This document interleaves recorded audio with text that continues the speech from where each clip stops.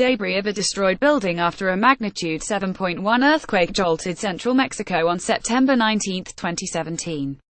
Credit Hector Vivas Getty. First came the 8.1 magnitude earthquake that struck offshore of Chiapas, Mexico, killing dozens and turning many buildings in the nearby region into rubble.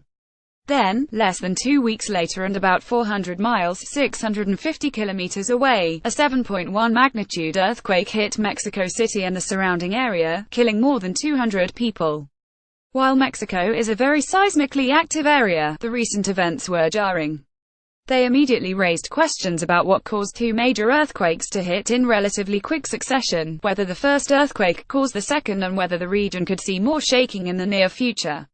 "This is what you guys keep us around for," Emily Brodsky, a seismologist at the University of California, Santa Cruz, told Live Science. "It's our job to try to figure out if there's a connection." The 10 biggest earthquakes in history. The second earthquake, the epicenter of which was in the state of Puebla, also hit 32 years to the day after the devastating 1985 Mexico City earthquake. That quake caused the collapse of hundreds of buildings and killed an estimated 10,000 people. The 1985 earthquake resulted from a lurch of the Cocos tectonic plate that's subducting, or sliding, under the North American plate.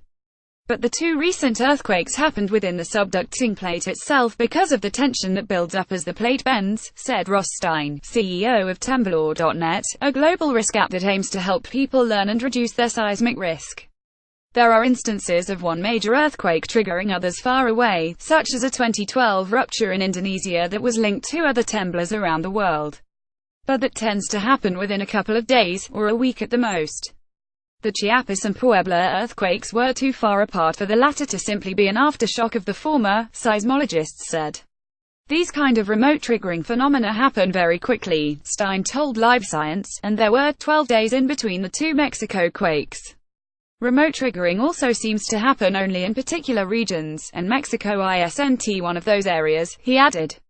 The seismological data don't show any signs of increased stress in the area around the second earthquake after the first earthquake struck, either, Stein said. In fact, the area where the Puebla quake hit was unusually quiet in the time between the two temblors, he said, even though plenty of aftershocks shook the area around the epicenter of the Chiapas quake. Stein speculated that the Cocos plate could have been pulled downward in what he called a sudden bending event that extended along its length, and that the earthquakes are just a sideshow for that. But the plate is surrounded by very viscous material 3/4. It's a slab of rubber in honey 3/4, which would make it difficult for such a major downward jerk to suddenly happen, he said. Brodsky said she wondered whether the earthquakes could be connected by activity in a portion of the plate known as the sweet spot, which is prone to what are called slow earthquakes. Slow earthquakes are just what they sound like, releasing pent-up stress either at lower frequencies or over much longer periods of time than the sudden jolts that shake buildings. The Chiapas quake could have initiated a slow quake event that in turn triggered the Puebla temblor, she said. Networks of GPS sensors could help detect whether this happened and will help show, more generally, the slow movements of the tectonic plates around the time of the earthquakes, Brodsky said. But it will be tricky, because these earthquakes were relatively deep, she said. The signal you're looking for is buried underneath an awful lot of rock, she said. These are just possibilities though, Stein said. While we can throw some ideas out, we really don't know what happened yet, he said. Digging into the data and building more sophisticated models of the seismic waves generated by the earthquakes could help shed light on the situation in the weeks and months ahead, Stein and Brodsky said. But it's also entirely possible that the two earthquakes happened independently of each other, the expert said. While the overall odds of both happening so close in time and being unrelated is likely very small, it's not going to be zero, Stein said. Original article on Live Science.